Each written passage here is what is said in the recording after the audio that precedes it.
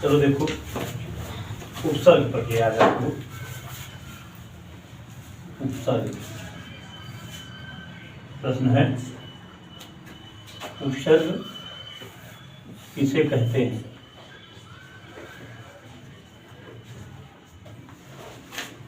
खूब ध्यान से देखिए, दरवाजा बंद कर दो ठीक से। उपसर्ग किसे कहते हैं? उपसर्ग का काम क्या है? तो कभी कभी उपसर्ग की परिभाषा भी पूछ लेते हैं पेपर में। उपसर्ग और प्रत्यय दो चीजें होती हैं। उपसर्ग का काम है किसी शब्द के पहले जुड़ना, और प्रत्यय का काम है शब्द के बाद में जुड़ना। तो सबसे पहले उपसर्ग क्या है ये जानो। उपसर्ग, उपसर्ग जो है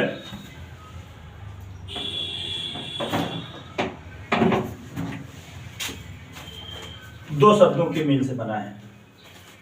उपसर्ग आपका दो शब्दों के मेल से बना है। दो शब्दों के मेल से बना है। उप सर्ग। उप का क्या अर्थ होता है? उप का क्या अर्थ होता है? उप का अर्थ है पास या समीप। उप का अर्थ होता है पास या समीप। और सर्ग का क्या मतलब होता है? दूर। सर्ग का मतलब होता है सृष्टि करना। सृष्टि करना या निर्माण करना। सृष्टि करना या निर्माण करना। उपसर्ग दो शब्दों के मेल से बना है। उप ध्वंसर्ग। उप का अर्थ होता है पास या समीप में। सर्ग का मतलब होता है सृष्टि करना या निर्माण करना।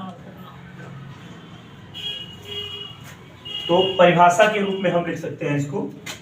जैसे अगर उपसर्ग की परिभाषा हमको लिखना पड़े तो ऐसे लिखेंगे।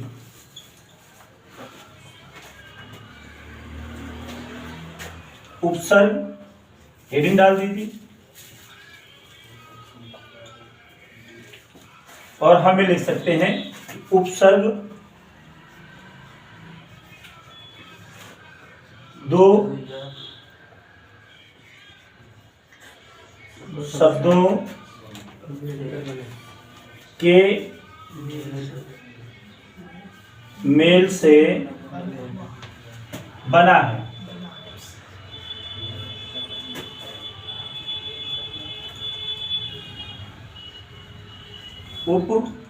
उपसर्ग।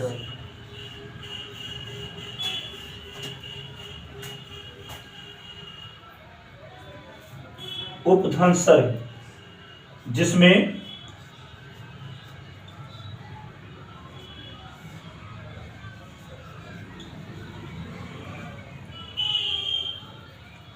उप का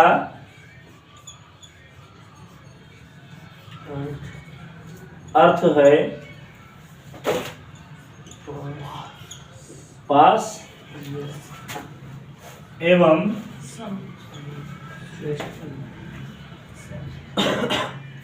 सर्ग का अर्थ है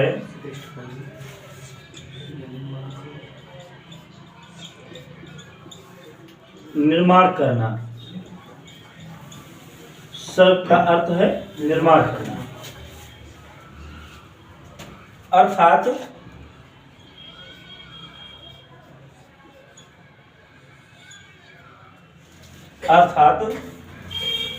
जब कोई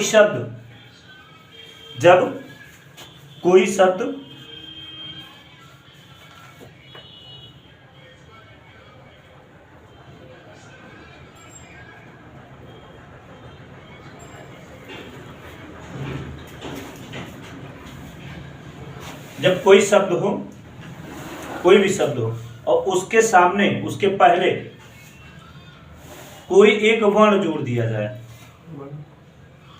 कोई एक वर्ण जोड़ दिया जाए पूर्व, कोई शब्द हो उसके पूर्व में कोई एक वर्ण जोड़ दिया जाए, तो उसके बाद एक नया शब्द बन जाए तो वो उपसर्ग हो जाता है।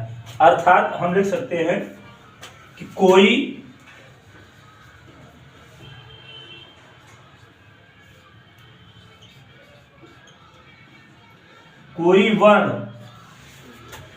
वर्ण किसी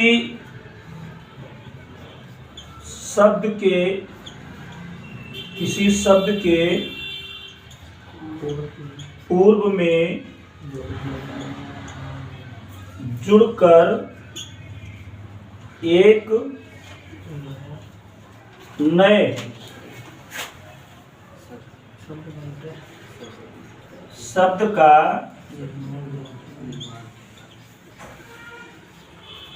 निर्माण करता है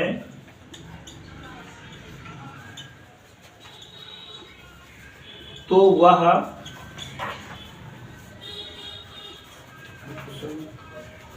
उपसर्ग कहलाता है।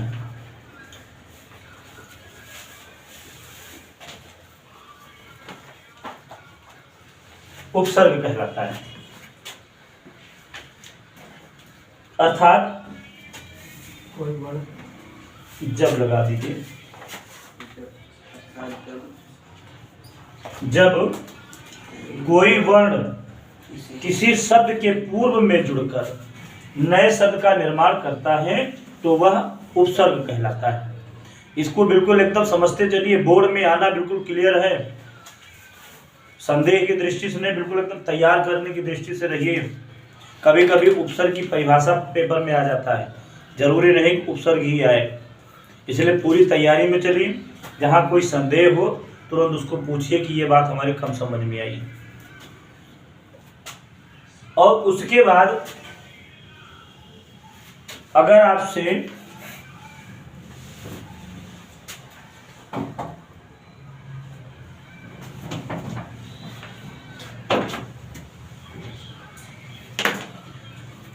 आपसे कोई पूछे कि उपसर्गों की संख्या कितनी है,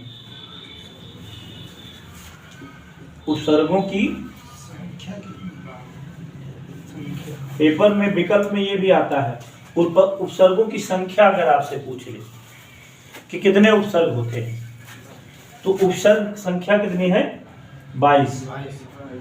उपसर्गों की संख्या 22 होती है। 22 उपसर्ग होते हैं, जिसमें से कुछ जैसे प्रा, आदि, उप, आ,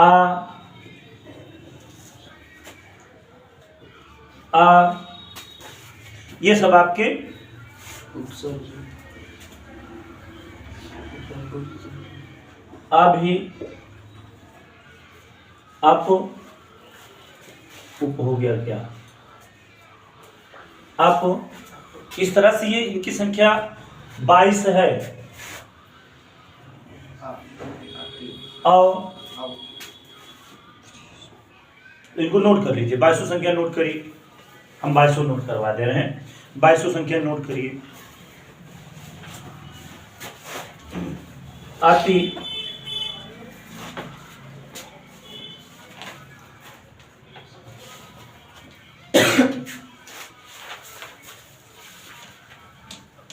अनु,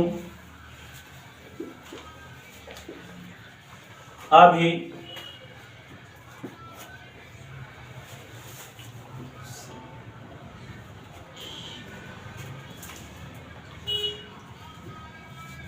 उत,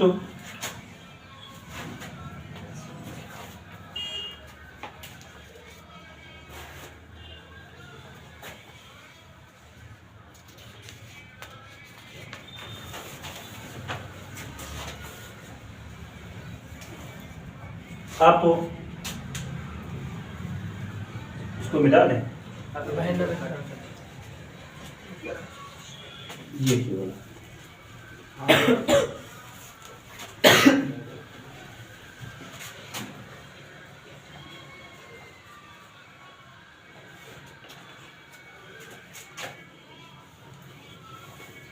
दुर,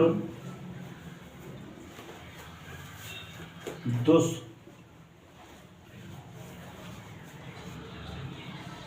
निर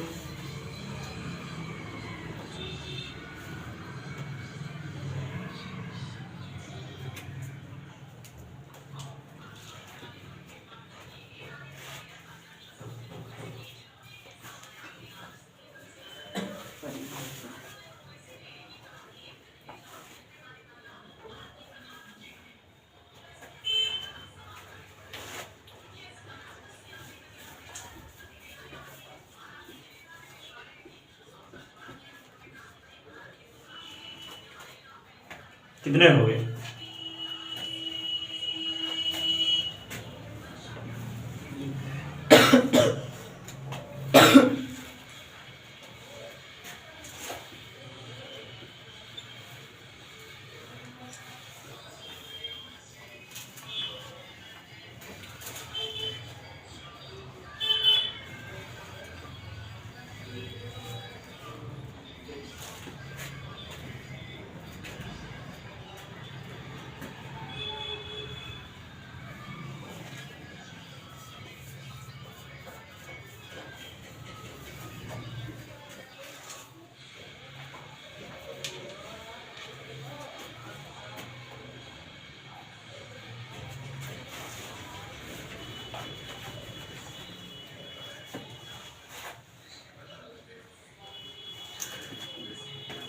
पच्चीस संख्या हो गई इसकी।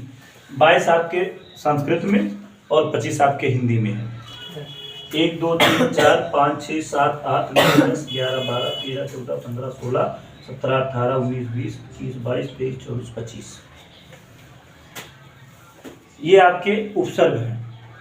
मुख्य रूप से अगर पूछा जाता है तो 22 ही संख्या इसकी है, लेकिन संस्कृत में 22 है और हिंदी में आपके उपसर्गों की संख्या 25 है।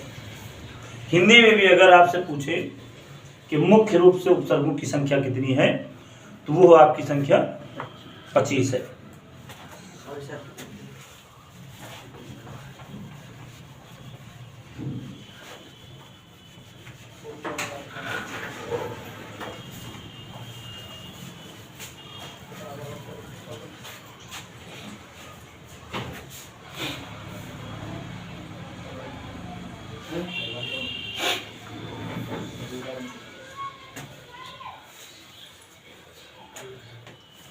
तो बल्ब नहीं जलेगा।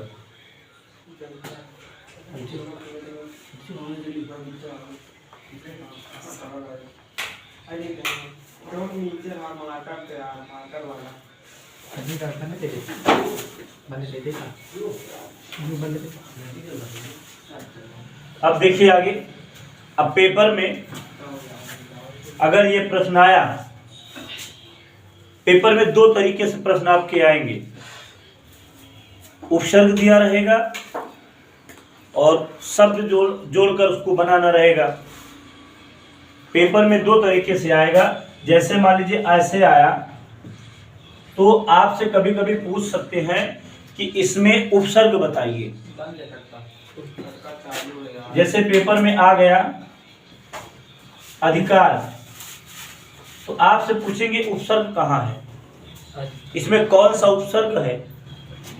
तो उपसर्ग की परिभाषा भी आपने पढ़ा कि उपसर्ग जो है वो आगे जोड़ा जाता है, किसी शब्द के पूर्व में जोड़ा जाता है। उपसर्ग जो है शब्द के पूर्व में जोड़कर बनता है। तो आपका अधि आपका उपसर्ग हो गया। अधि इसमें कहीं होगा, ये देखो उप आपका उपसर्ग हो गया, उप आपका उपसर्ग हो गया और कार क्या हो गया, शब्द हो गया। लेकिन पेपर में लिखना हमको कैसे है, हम इसको बता रहे हैं आप सबको। पेपर में अगर लिखने की आवश्यकता पड़ी तो एक तरफ आपको लिखना है कॉलम बना करके उपसर्ग और शब्द, उसके बाद में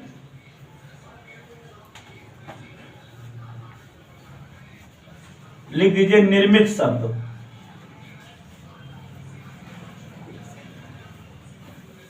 निर्मित शब्द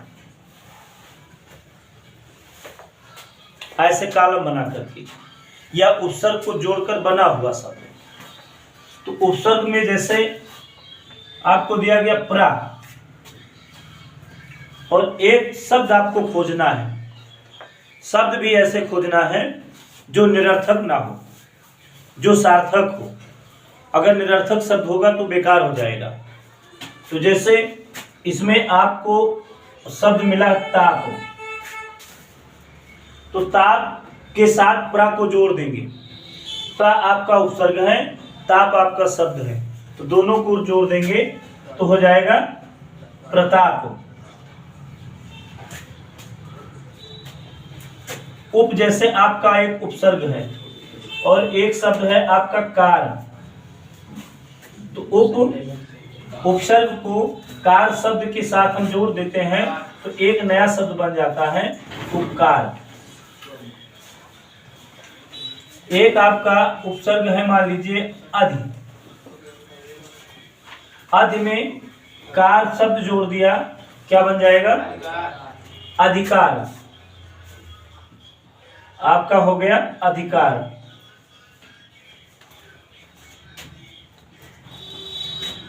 एक शब्द आपका निर है, निर के लिए एक कोई शब्द बताओ। निरंतर, निर्मल, यहाँ क्या लिखेंगे हम?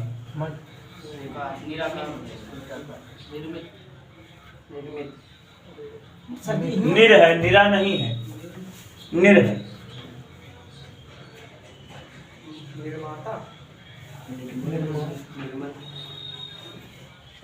क्या होगा? अभी आपने बताया निरंतर, यहाँ निर लिखा हुआ है, इधर आप अंतर लिख दीजिए। अब यहाँ हो जाएगा निरंतर। निर आपका उपसर्ग जुड़ गया। पर उपसर्ग है एक आपका,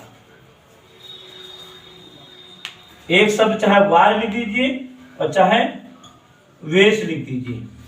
वेश, वेशभूषा, यहाँ परिवेश। तो इस तरह से हमको उपसर्ग बनाना है। यहाँ पर प्रति है, एक उपसर्ग मान लीजिए प्रति, यहाँ पर आप कुछ भी लिख दीजिए, मां से लिख दीजिए, एक लिख दीजिए, एक, यहाँ जुड़ जाएगा, क्या हो जाएगा? प्रत्येक। यहाँ पर दिन लिख दीजिए, प्रतिदिन हो जाएगा। तो इस तरह से आपके ये उपसर्ग हैं। पेपर में आएगा, इस बात को ध्यान में रखना कि उपसर्ग को आगे, बीच में शब्द और उससे जो बनेगा निर्मित शब्द वो सबसे बाद में होगा। और उपसर्ग का काम है किसी शब्द के पूर्व में लगना। पहले देखो, सब पहले लगा हुआ है, दोनों को जोड़ करके इस बार बना है। तो इस तरह से जैसे 22-25 उपसर्ग आपके लिखाए गए हैं, इन 22-25 उपसर्ग को कॉपी में लाइन से लिखिएगा। उसके बाद अपने मन से आप शब्द बनाइए। जब आप अपने मन से शब्द बनाओगे तो आपको ज्ञात भी हो जाएगा और याद भी हो जाएगा कि कैसे हमको शब्द बनाना है। इसमें से 1 या 2 नंबर का एक सवाल आता है और घबराने की आवश्यकता नहीं, बस ध्यान में रखना, कंफ्यूज नहीं होना है कि आप लोग भ्रमित हो जाओ कि उपसर्ग है कि प्रत्यय आगे जुड़ेगा पीछे जुड़ेगा। उपसर्ग माने आगे जुड़ना है, प्रत्यय का अर्थ होता पीछे जुड़ना है। ये समझ में आ गया? देख लीजिए, नोट कर लीजिए और लाइन से बनाइए, एक एक शब्द बनाना है।